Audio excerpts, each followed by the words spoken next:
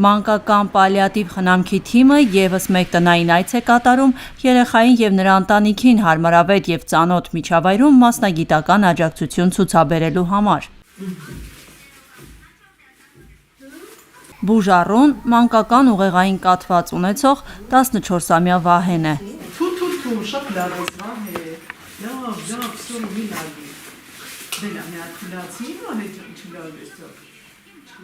Հանրապետությունում մանկական պալիատիվ խնամք իրականացնող միակ բժշկուհին Անուշ Սարգսյանը ստուգում է Վահեի սրտի աշխատանքը, մկանային տոնուսը, չափում արյան մեջ թթվածնի մակարդակը։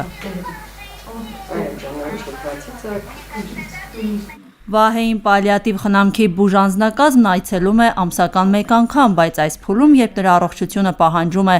ավելի մեծ ուշադրություն, այցելությունները հաճախակի են դարձել։ Մայրիկի հետ խոսում ենք, ասաց, որ երեխան բարձր ջերմում է եւ չպլանավորած արտահերթ այց կազմակերպեցինք, երբ որ այցելեցինք 40 աստիճան էր երեխայի ջերմությունը, կատարեցինք նշանակումներ, ընթացքում անդադ կապի մեջ էինք եւ այսօր հերթական այցն է,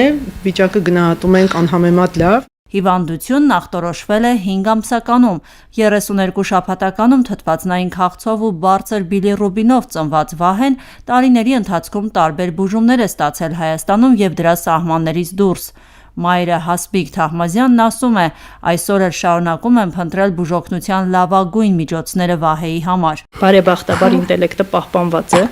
ամեն ինչ ինքը հասկանում է, լեզուների կտրվածքով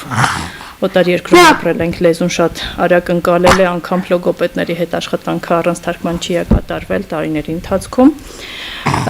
բայց խոսքը տուժած է տոնուսի հաշվին։ Մեծանալու հետ մեծանում են նաև Վահեի խնդիրները։ Մայրն ասում է, դժվարանում է հատկապես տեղաշարժի հարցում։ Հիվանդությանը զուգահեռ որևէ այլ խնդրի հայտ գալու դեպքում հիվանդանոցում բուժօգնություն կազմակերպելը հաճախ անհնարին է լինում, ասում է Հասմիկը։ Մի քանի անգամ դեպքեր ունեցել ենք, որ պարկել ենք, բայց խնդիրը որն է, հաճախ երբ որ չեմ հասկանում երեխայի հետ ինչա կատարվում, ինչ որ սիմպտոմատիկ կավ, անում եմ ընդունարան եւ ամենաառաջինը, նույնիսկ բարձր ջերմության դեպքում ամենաառաջնահերթ զգուշավորությունը ինքը մեծ է, որ պարտադիր ուզում են ռեանիմացիա պարկացնեն։ Գրեթե 90%-ը ես ստորագրությունով հրաժարվել եմ։ Հայաստանում 2025 թվականի հունվարի 1-ից ներդրվել է մանկական պալիատիվ խնամքի շարժական ծառայությունը։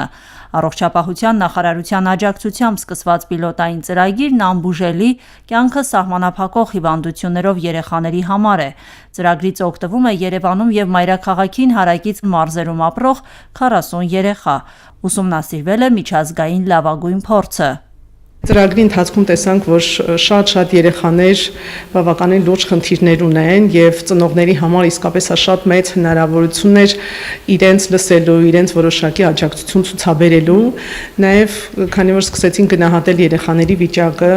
բացահայտեցին, որ երեխաների մոտ կիսով չափ ունեն բավականին լուրջ եւ սնուցման խնդիրներ եւ կլման դժվարություններ, որի հետ կապված ունենում են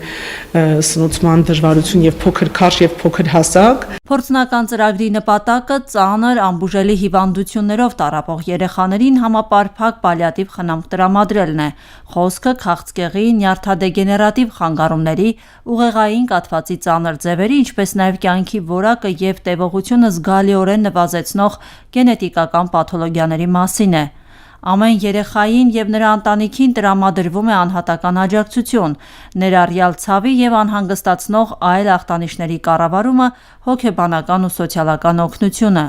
Ծրագրի հիմնական նպատակը ոչ միայն ֆիզիկական ցավը մեղմելն է, այլև երեխայի համար ներդաշնակ պայմաններ ու հուզական անվտանգություն ապահովելը։ Մենք գիտենք, որ երեխայի համար ամենալավ միջավայրը դա իր ընտանիքն է, դա իր տունն է, ոչ թե հիվանդանոցային պատերը։ Ստեղծելով շարժական պալիատիվ ծառայությունն է, երբ արդեն մասնագետը, ընդ որում նեղ մասնագետը այցելում է տուն եւ գնահատում է երեխային, ամոքում է նրա ցավերը, օգնում է, որպեսզի կյանքի որակը բարելավի, այս ծառայությունը մեր համար եզակի էր։ Ծրագրի փորձարկման մի քանի ամիսների ընթացքում ոլորտի պատասխանատուներն ու մասնագետները վերհանել են եւ առավելությունները եւ բացթողումները։ Նունե Փաշայանը խնդիրներից 1-2-ն է նշում։ Երեխաներն ասում է կինեզոթերապիայի կարիք ունեն հենց տանը։ Մեր ռեաբիլիտացիոն ծառայությունները կենտրոնացված են մեր տարբեր ռեաբիլիտացիոն կենտրոններում։ Սա խնդիր է, որը որ համակարգային լուծում է պահանջում, եւ մենք պիտի մտածենք ինչպես կարողանանք այս խնդիրը լուծենք։ Մյուս խնդիրը դա մեր մասնագետների վերապատրաստման, ուսուցման խնդիր է, որովհետև հասկանում ենք, որ ծառայությունը պետք է իհարկե ընդլայնվի նաև մարզային մակարդակով։ Պալիատիվ խնամքի կլինիկայի ղեկավար Անուշ Սարգսյանը կարծում է, որ առաջիկայում հիվանդությունների ցանկը կընդլայնվի։ 2015 թվականին կատարված ուսումնասիրությունները ցույց են տվել, որ Հայաստանում շուրջ 3300 երեխա պալիատիվ խնամքի կարիք ունի։ Բայց դա չի նշանակում, որ այդքան երեխան միառժամանակ ունեն պալիատիվ խնամքի կարիք, կախված ախտորոշման փուլից, սկզբնական վիճակում, երբ որ դեռ ունենք միայն ախտորոշում, պալիատիվ խնամքի թիվը մասնակի են գրկված նրանց խնամքի հիմնական փուլում եւ շատ քիչ չափաբաժին ունի եւ գնալով, երբ որ երեխաների խնդիրները ավելի մեծանում են եւ այլ ախտանիշներ են զարգանում, որովհետեւ դժվար կառավարելի են, այդ ժամանակ ավելի մեծ դեր ունի պալիատիվ խնամքի թիմը։ Դրական արդյունքներ գրանցած ծրագրի զարգացման հեռանկարը նախարարությունն արդեն ունի, հստակ է, որ այն կշարունակվի ընդլայնվելով ու մեծացնելով հնարավորությունները։ Աիդա Ավետիսյան, Էդվարդ Ասատրյան, Ռադիոլուր։